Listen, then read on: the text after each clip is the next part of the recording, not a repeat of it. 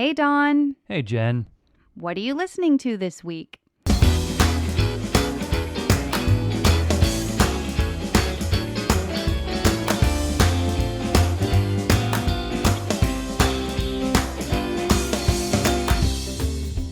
Welcome to What Are You Listening To This Week, the weekly podcast where we talk about our favorite songs. Some old, some new, all good. I'm Jenn Tully, and this week I'm joined by Don Cento, producer, guitarist, and composer based right here in Austin, Texas.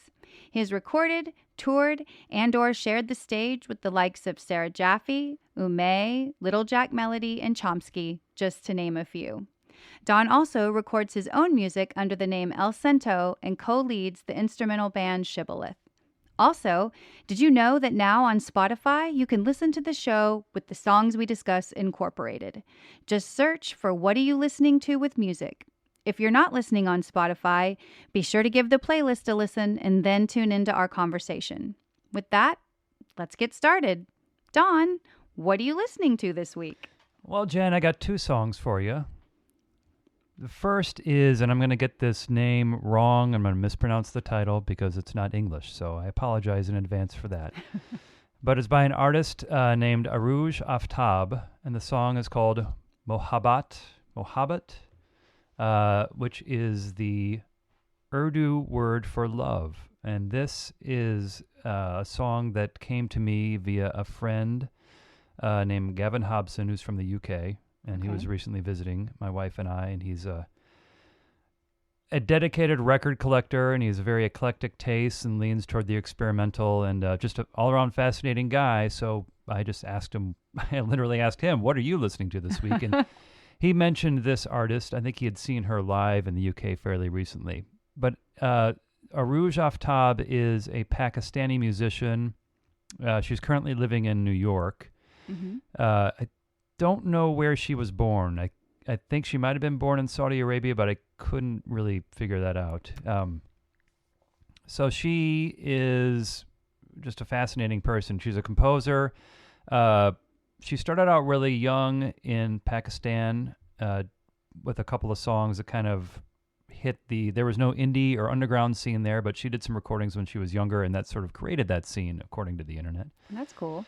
But she then moved to the U.S. and went to school in Berkeley in Boston, ended up with a double major in jazz composition and music production and engineering, which is pretty awesome. And so this song, Mohabbat, is her musical interpretation of a poem from, I believe, the early 20th century, so the 1920s, by, and here's another name I'm going to mispronounce, Hafiz Hashiapuri, Mohabbat. So he wrote that in the 20s, and it's a love poem. She calls it a tragicomic love poem.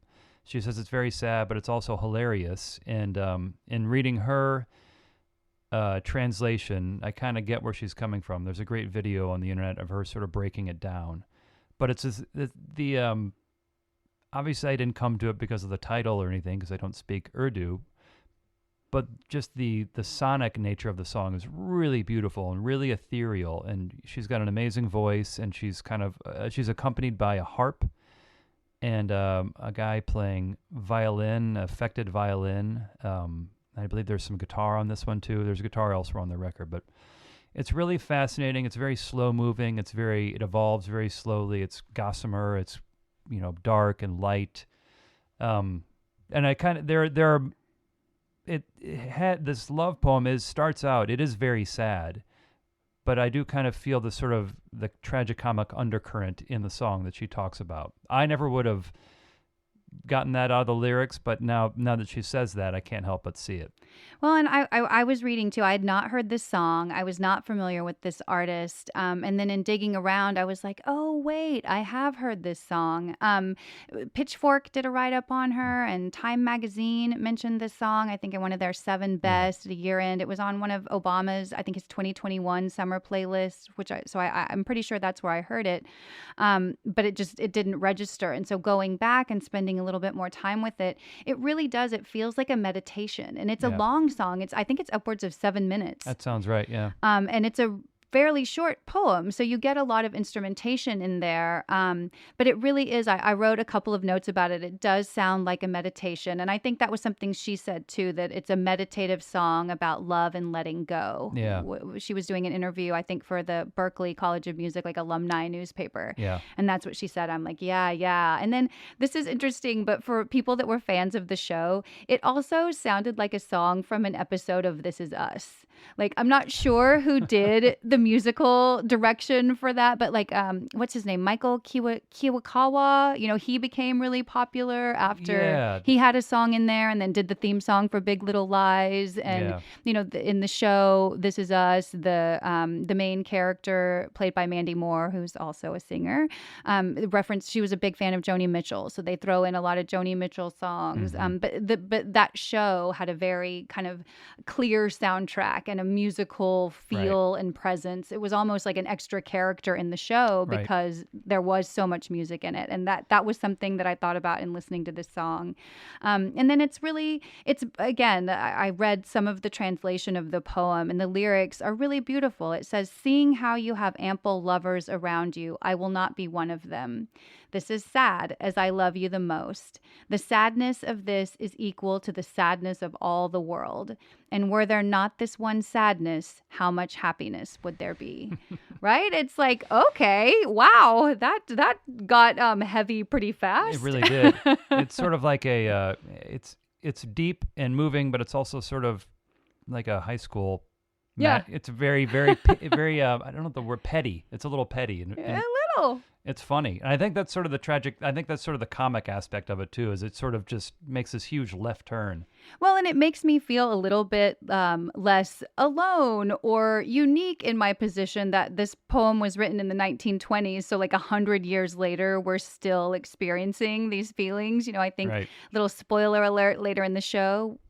To no one's surprise, we are going to get to some Taylor Swift. And I think that like this sort of goes along with that, right? The feeling is universal, whether it was written, you know, last month or 100 years ago, like this sort of like love and longing and loss and desire and sadness, like been around forever. It's going to be around forever. It's not going anywhere. That's right. And so I felt like this song was a great representation of that. Tell me about your second pick this week. All right. So my second song is another non-English song by another strong female artist. And I'm going to mispronounce this as well. Un dia... Oh, God. Qualcara. Qualcara. Un dia Qualcara. All right. By Silvana Estrada. From an album called Marchita. And this is another one, like you mentioned earlier with the previous song, like this artist has been making waves for a long time. Big waves, and I have not caught any of them. Yes. Which is nothing new. But this was brought to my attention by a friend named Brian Ferguson, who's a great drummer that I work with occasionally. We were having lunch one day and just, hey, what are you listening to this week? Again. Great question. Just like your show. And he mentioned this artist and a couple others, but this one kind of struck me, and she has a few other records, and she's another really precocious young person. Like her first record, I think, was when she was 17, 16. Yeah, she was really young. With jazz great Charlie Hunter. Again, oddly enough, another studied jazz person. Yeah. Just, coincidentally. Which, for our listeners that don't know, you did as well. I did that as well. Yes. I haven't had as much success as these fabulous musicians, but hey, I'm here right now with you. That's right. The pinnacle of your career right here. Don. I'm happy to be here. So those early records were very jazzy, and they didn't grab me, and that's fine. They're great, but it didn't grab me. But this new one that came out, I guess, last year is, I guess they say, she went back to her roots, and they stripped all the frills and all the bells and whistles away, and it's just her voice, and she plays a little guitar-y kind of instrument, which I can't remember the name of it. It's a Venezuelan quattro guitar. Thank you. I believe. Thank you. So there's a lot of that, but the instrumentation's really spare and sparse. There's a lot of great strings, a lot of great horns, but nothing is really overdone or overcooked. And this song is one of the least dense songs. It's just her voice, and it sounds like about 5 or 6 people in the back stomping and snapping. Yes. And then there's an organ solo in the middle, which is awesome. Yes. And it's a really great vocal performance. Again, the lyrics are kind of lost on me, but the vocal performance is really impassioned. The whole recording is super cool, and that just really struck me. And so that's and she's nominated for a Latin Grammy. Okay. I don't think we mentioned that the previous artist, Arooj Aftab, won a Grammy at the 22 Grammys for the best global music performance. So these people are kicking butt. But again, she's been everywhere, and I'm just now finding her. Same. Yeah. I mean, she's a Mexican artist, as you mentioned. She has 3 albums and she's 25 years old. You know what I mean? Like, she's been out there. And I, too, loved, this was an interesting challenge for me. You know, again, I say it almost every episode. I love lyrics. They're a big driving force in, like, the music that I choose to listen to. And this one, I'm like, you know what? I don't want to read a translation. Right. I want to listen to it. I want to see how I feel. I did translate the title, which means any given day, by the way. But I just wanted to, like, feel the song and just sort of what was my interpretation of it without translating the lyrics. And for me, it's like you said, you know, there's this drum that keeps the cadence, and then there's stomping, and I couldn't tell if it was clapping or snapping. I wrote back and forth. I'm not sure which thing they're doing, but that's really it. And it just keeps this steady cadence throughout the whole song. Yep. And as I'm thinking about when this episode drops, it will drop on Halloween. And so I was spooky. And so I was thinking a little bit about that too while I was listening. Like, this feels perfect for you know, like Halloween, or even like not Halloween, but, you know, Dia de los Muertos, which is, you know, a different kind of holiday. I'm certainly not implying that it is Mexican Halloween. It is not. I am aware of that. Right. But this just felt almost like a funeral procession, you know, so it was conjuring that, like, you know, that we often go to Dia de los Muertos celebrations in San Antonio, and, you know, they have this big parade at the end and this community altar where you can put pictures and things and candles. And this just felt like a perfect song for that. It was haunting, and it was almost, but not quite, a cappella. Like you mentioned, the organ comes in towards the end and then really kind of like spooks it out. So I thought that this was such a cool song, and an artist that I'm so happy to know now, and will go back and just continue to listen to old music that she's produced before and see what she does next, because I just thought this was such a cool song. It worked really well, and I think it was also a perfect segue into my first pick, at least musically. The sound and the sentiment are similar. So with that, my first pick, of course, again, to the surprise of no one, I picked a song from Taylor Swift's new Midnights album called Vigilante Shit. Another artist that's been everywhere that I've never heard of. Right. She was, you know, she's born in Pennsylvania, then moved to Nashville. Let me tell you the story. No, I mean, please, I've been waiting and waiting and waiting for Midnights. I live for a new Taylor Swift album. I love the whole album. I love the 3 a.m. version, you know, that gave us, I think, 7 extra songs. And I just think in terms of like writing a song, it's really hard for me to find anybody else that can turn a phrase the way she does, and make it be so impactful or so relatable or say exactly what it is. You know, I think a lot of us think and can't put to words. And she opens this one with just like pure Taylor Swift magic in Draw the Cat Eye Sharp Enough to Kill a Man. I'm like, that just stands alone for me. I mean, you can't, it's just, her lyrics are brilliant always. And even, I say this a lot about bands, even if you don't like a particular artist, I think you have to acknowledge where talent exists. Sure. And for me, I think Taylor Swift is just one of the quintessential songwriters of our day. That's a bold statement, and I love singer-songwriters, and I love lyrics. I say it all the time, and for me, that statement just rings true with her. I think she writes lyrics that I think are some of the best I've ever heard. Well, it's hard to argue with success. I mean, she's not my first go-to, although I do listen to her records, and I think she has a great sensibility making records. The lyrics may not be written for me as a 49-year-old male, but I do. I mean, I'm clearly appreciate her the way she turns a phrase. A lot of them, constantly, especially in this song. Vigilante Shit has a bunch of great lyrics in it. But like I said, you just can't argue with success. And I think, a lot of people, of course, she loves Easter eggs. She's famous for, just layering all kinds of things in. That as a person that loves pop culture like I do, that's fun too. It's like an added bonus on anything that she releases to know that you're going to get kind of these side stories and people speculating about what certain things mean. Right. And so, again, I think another great thing about this song is that it's straight up like revenge fantasy, right? The whole thing. And how many times I know I've done it. I don't think I'm unique in that, where you're laying in bed at night and you're replaying a scenario in your head and thinking of like all the great things that you could have said, had you not been so taken aback in the moment or so angry or whatever. And so I love that you sort of get that satisfaction in this song. You get to hear all of the great one-liners about, like, I don't start shit, but I can tell you how it ends. Right. That's a great, like, that's one of those things where in the middle of an argument, like, oh, if I could remember that zinger, how great would that have been? Or on the weekends, I don't dress for friends. Lately, I've been dressing for revenge, where you're just like, yes, she nailed it. And so that was what I was going to say in terms of theme for this show.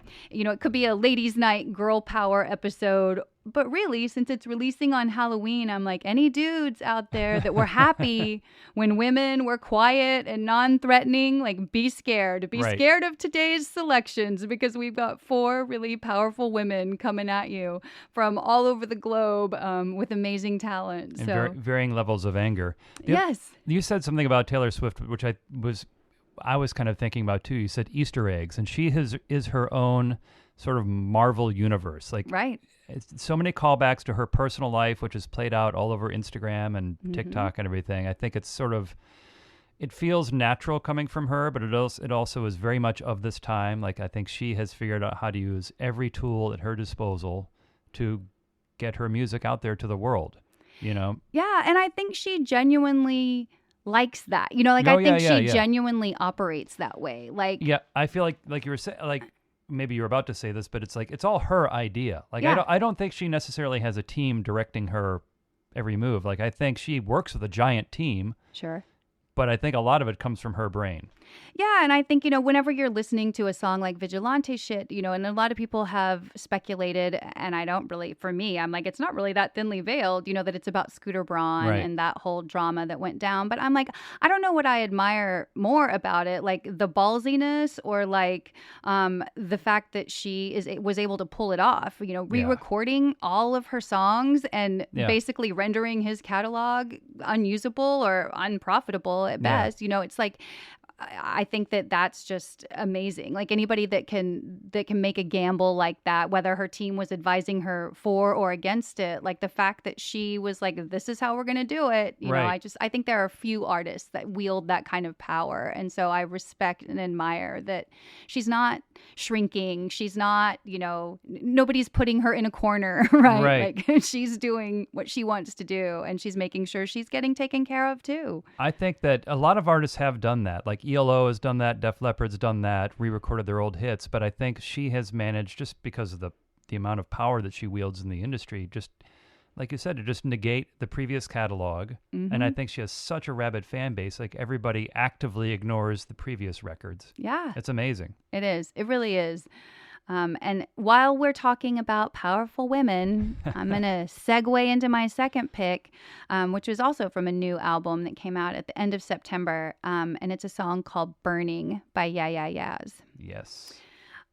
So, of course, like everyone, I love Karen O and I love Yeah Yeah Yeahs. And this new album has delivered on so many levels. And I chose Burning because I often, anybody that knows me knows I love a good mixtape and feel like, a hidden talent, a little known fact is that I can put together a mixtape for any occasion. And so a Halloween playlist is always a favorite for mine. And so I often include Heads Will Roll because I think that's such a great Halloweenish kind of song. And I'm like, well, now Burning might kind of replace that a little bit.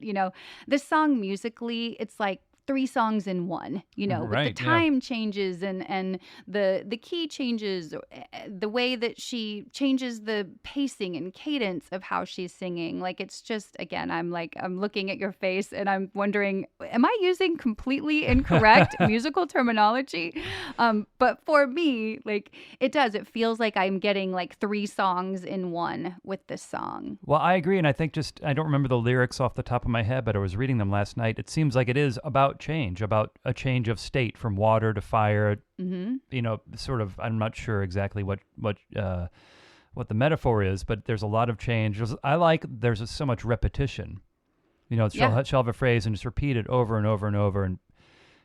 And not only someone like Karen O, but certainly Karen O is one of the best. She has such a great voice, just pulls me in. She's such an amazing front person. Yep. Have you ever seen them live? Yes. Did you see? So good. We saw them 2 years ago whenever they were here in Austin. It was so awesome. Yeah, she's unreal. She's unreal. She's fantastic. And I think the imagery in this song too, like you can, and again, I did find Karen O told Rolling Stone that the song is about, if the world is on fire, I hope the most beloved stay protected and that we do all we can to protect what we cherish most in this life. Burning is a song about that feeling. Smoke signals for the soul. So that's sort of what she said it was about. And for me, like if I close my eyes and listen to the song, I can almost see her like pouring gasoline everywhere, dropping a match and walking away. That's what it feels like to me, like sort of this witch hunt vibe. And I don't know if it's because it references water and then burning. And then she has this cool trick, where she calls out the bad and then she counters it with how she's good or like able to rise above it. There's a line that like we were talking about, she kind of repeats where she says, caught you hiding in the smoke, smoke, smoke, like a meteor, I glow, glow, glow. And then later on in the song, she says, what they're hiding there is broke, broke, broke, like the river Styx, I flow, flow, flow. Yeah. So she comes back with these really cool, and then, she says, what you gonna do when you get to the water? Well, I'll release her from the bindings of her teachers. And you're like, okay, sure. All right. Like that sounds... again, just a super bold statement by a bold artist and a band that I'm always excited. Every time a new album comes out by Yeah Yeahs, I'm like there for it. I was very excited that they made another record. Yeah.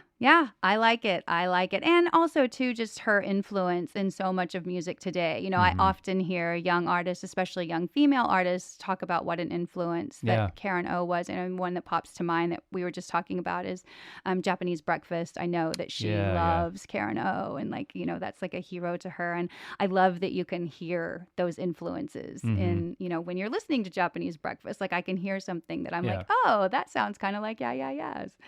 So I do like the way that it comes full circle like that. It's awesome.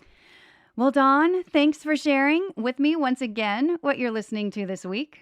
To learn more about Don and listen to his music, you can follow him on Instagram at El Cento or visit his website, doncento.com. That's ELCENTO,